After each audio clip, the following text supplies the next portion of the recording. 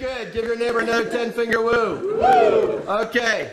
Okay, stop. Let me see your faces. Now, last day of the course, I am going to reveal to you, yes, reveal to you, the secret of how the entire course has been organized.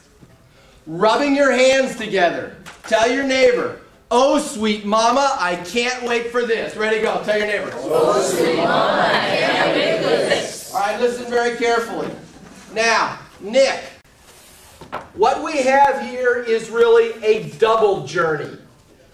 The organizational pattern of the entire course is about the path of rationalism and the path of empiricism and how they meet at a magical point. Did you understand what I said? Yes, I did. Say it back to me, young man.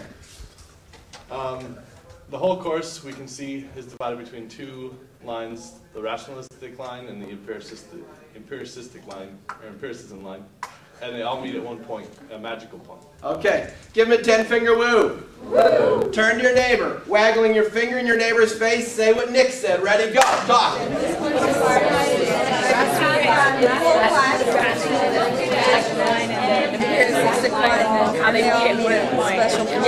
Which looks like it's stop. Let me see your faces. Now, Tricia, here is the rationalistic line. Zeno holds that motion is an illusion, so our senses deceive us. We only get knowledge independently of our senses. Plato holds that our senses deceive us and only show us shadows, and we have knowledge of the forms inside our minds. Anselm holds that we don't learn about God through our senses. We learn about God by analyzing the idea of God. And Descartes holds, hey, you can't trust your senses. In fact, you can't even tell if you're dreaming or not. The only thing you can know for certain is that you exist, and from that existence you can prove God's existence. You understand all that, Tricia? Okay. Give it a try, go. The rationalists, we have Zeno, who... Tell her it's cool. It's cool. Turn to your neighbor. Try to do it. Ready, set, go. Talk to your neighbor.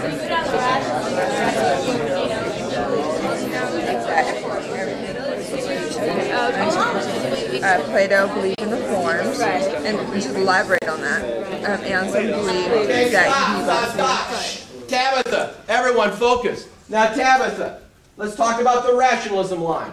We start with Zeno, who holds that motion is an illusion. If you hold motion as an illusion, that means you don't trust your senses. Then we go on to Plato, who holds that the lower realm of the senses is the realm of the cave, the realm of shadows. Only the mind independently of the senses can know truth. Anselm says, listen, you can know that God exists by examining the idea of God, by turning inward. And Descartes says, your senses can't even tell you if you're asleep or dreaming. You can prove that you exist, and from that proof, by examining the idea of God, you can prove that God exists. Did you understand that? Prove it to me. Ready, set, go. Okay, on the rationalist line, first there's Zeno.